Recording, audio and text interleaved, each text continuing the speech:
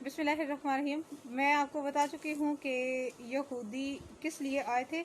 वो ये चाहते थे कि जैसे मुसलमानों के लिए कोई नॉर्मल हुक्म नाजिल हो जाया करता था, और वो ये कहते थे कि बनी इसराइलियों के लिए ये हुक्म था और ईमान वालों के लिए अब ये हुक्म है, क्योंकि अल्लाह ताला हमसे बहुत प्यार करता है और अल्लाह ताला हमारे लिए आसानियाँ ही पैदा फरमाता है। लेकिन अब अगली जो दो आयत हैं, इनमें जो जिक्र है उस पर आपने गौर करना है।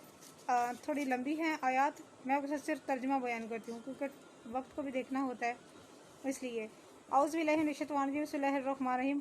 और कैसे मुनसिफ बनाते हैं आपको, हालांकि इनके पास तौरात है, इसमें अल्लाह का हुक्म है, फिर वो मुंह फेरते हैं इससे इसके बाद भी, और नहीं है वो ईमानदार। बेशक उतारी हमने तौरात, इसमें हदायत है और नूर है। हुक्म देते रहे इसके मुताबिक अंबिया जो हमारे फरमाबरदार थे यहूदियों को, और इसी के मुताबिक हुक्म देते रहे अल्लाह वाले और उलमा। इस वास्ते के मुहाफिज ठहराए गए थे वो अल्लाह की किताब के, और वो थे इस पर गवाह। बस ना डरा करो लोगों से, और डरा करो मूशी से, और ना बेचा करो सामानन कलीला। ये चीज़ है। आजकल के ज़माने में कौन है ये लोग जो अल्लाह की आयत को सस्ते दामों बेचते हैं। कुरान करीम के अलावा इसी तरह की हुज्जतें निकाल कर कहते हैं कि ये अल्लाह का हुक्म है, इसकी जगह ये कर लें, इसकी जगह ये कर लें। ये होता है सामानन कलीला, सस्ते दामों बेचना। और ना बेचा करो मेरी आयतों को थोड़ी सी कीमत से, और जो फैसला ना करे इस किताब के मुताबिक जिसे नाजिल फरमाया अल्लाह ने, तो वही लोग काफिर हैं। कुरान करीम को ना मानने वाला, कुरान करीम के एक फैसले को भी ना मानने वाला काफिर है। डायरेक्ट सीधा सीधा काफिर है। मुशरिक वगैरह तो बड़े दूर की बात है ना, ये सीधा सीधा काफिर है। अल्लाह ताला की आयतों को कौन लोग बेचते हैं? उलमा, जो और बुजुर्ग जो कहते हैं कि हम लोग अल्लाह की तरफ से आपको पैगाम बताते हैं। मैं ओपनली नहीं बयान कर सकती, लेकिन ये है कि वो लोग हैं जो अल्लाह ताला ने तरीके कुरान करीम में हमारे लिए नाजिल फरमाए हैं। मन्नतों के हो गए, इबादत के हो गए, नेकियों के हो गए, हलाल व हराम के हो गए, उन तरीकों को साइड में करके नए तरीके बताते हैं। ऐसे लोग अल्लाह की आयतों को सस्ते दामों बेचते हैं, बहुत थोड़ी कीमत लेते हैं, जो तिजारत करते हैं अल्लाह ताला की आयत के साथ और अल्लाह ताला के अहकामात के साथ। ये चीज़ है। इस तरह सम्मान काज़िबी अक्ल सुख्त, यानी ये बातिल को खूब इन हमाक से सुनने वाले हैं और हराम खोर हैं। यानी अगर इनका सारे का सारा वो तौरात में मौजूद था, लेकिन उन लोगों ने जानबूझ के नबी करीम सल्लल्लाहु अलैहि वसल्लम के पास अपना मामला पेश किया था कि हो सकता है कि नबी करीम सल्लल्लाहु अलैहि वसल्लम उनकी खुशी की खातिर या उनको खुश करने के लिए कोई डिस्काउंट वाला फैसला जो है वो दे दे। इसीलिए उन्होंने अपने वो लोगों से कहा था कि ऐसा करना, अगर तो वो दुर्रे मारने का या वो मुंह काला करके गधे के ऊपर फेरने वाला अगर वो फैसला देते हैं तो उसको कबूल कर लेना। अगर ये वाला फैसला नहीं देते, रजम का फैसला देते हैं, तो उसको कबूल ना करना, क्योंकि तौरात में भी रजम का जिक्र था। तौरात में भी अल्लाह ताला ने उनको यही हुक्म दिया था। तो अल्लाह ताला ने उनको झूठा साबित करने के लिए ये आयत नाजिल फरमाई, और अल्लाह ताला ने इनको नबी करीम सल्लल्लाहु अलैहि वसल्लम को मुतला फरमा दिया कि इनके पास तो तौरात में मौजूद है सारा कुछ।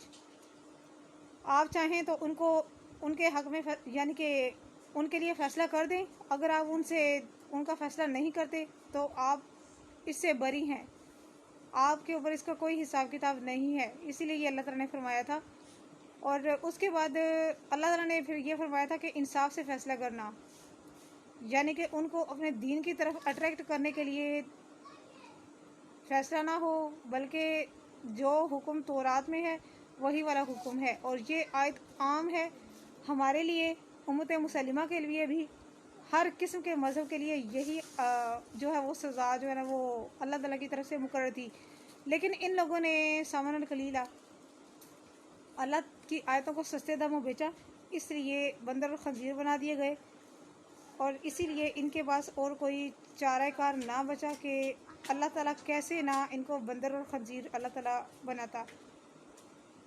پھر اللہ تعالیٰ نے ان یہودیوں پر ناپسندیدگی کا اظہار فرمایا ہے کہ یہ ایسے بدبخت ہیں کہ انہیں تورات عطا کی گئی، اس کے احکامات کا پابند بنایا گیا، یہ تورات کی حقانیت کے قائل بھی ہیں، اس کے بعد خبث یعنی کہ خبیث والا خبث سے باطنی کا مظاہرہ کرتے ہیں اور اس کے احکامات کو نظر انداز کرتے ہیں، خواہشات نفسانی کی پیروی کرتے ہیں اور ایسی چیزیں خود کے لیے تلاش کرنے لگتے ہیں اور دوسروں کے لیے وہی والا کہتے ہیں کہ تمہارے لیے یہ حکم ہے۔ مطلب غریب غربا کے لیے وہ احکامات بتاتے تھے کہ ان کے لیے یہ اس طرح کر کے حکم ہے، اور جو امیر اور بڑے ہوا کرتے تھے یعنی کہ ہائی کلاس ہائی لیول کے جو لوگ ہوا کرتے تھے ان کے لیے یہ صورتیں اور اللہ کے احکامات میں ڈسکاؤنٹ نکالا کرتے تھے۔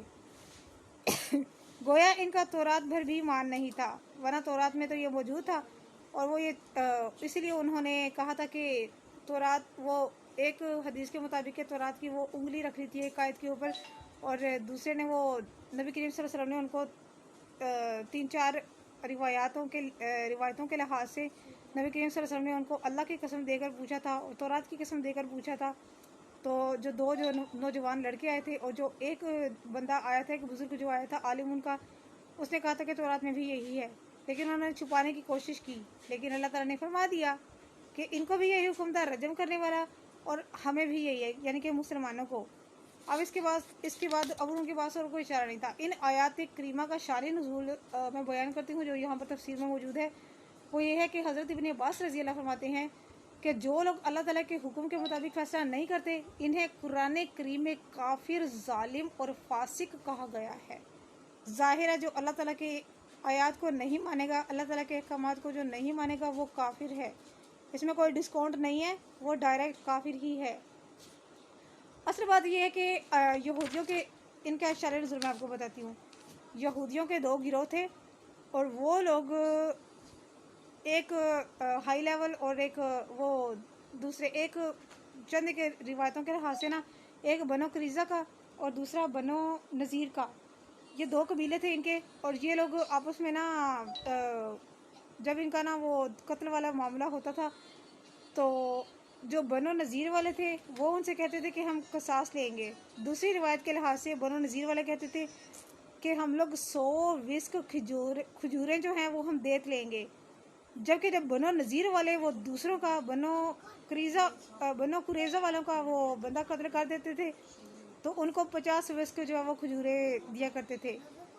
ایک دفعہ ان کے یعنی کہ بنو قریظہ کے ایک گروہ نے ایک دفعہ نا اپنے کچھ لوگوں کو بھیجا کہ تم ایسا کرو کہ تم محمد صلی اللہ علیہ وسلم کے پاس جاؤ، وہ اللہ کا رسول ہے اور وہ حق پر فیصلہ کرے گا، وہ سچ پر فیصلہ کرے گا، وہ انصاف پر فیصلہ کرے گا، کہ وہ فیصلہ کیا دیتے ہیں یہ دیکھنا ہے۔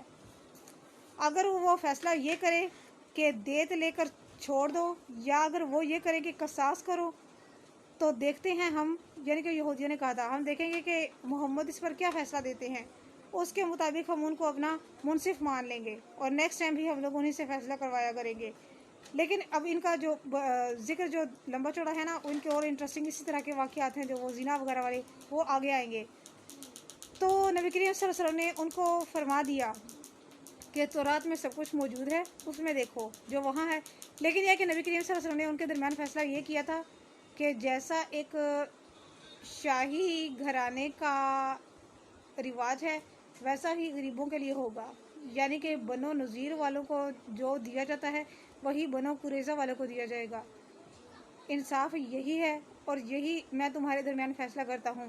دوسرا زنا کا آ گیا، تو زنا کا یہ ہو سکتا ہے کیونکہ یہاں پر تفسیر میں بھی یہی الفاظ ہے، ہو سکتا ہے کہ یہ دونوں معاملات ایک ہی ٹائم میں ہوئے ہوں، اس لیے یہاں پر زنا کا یہ ذکر کیا گیا ہے۔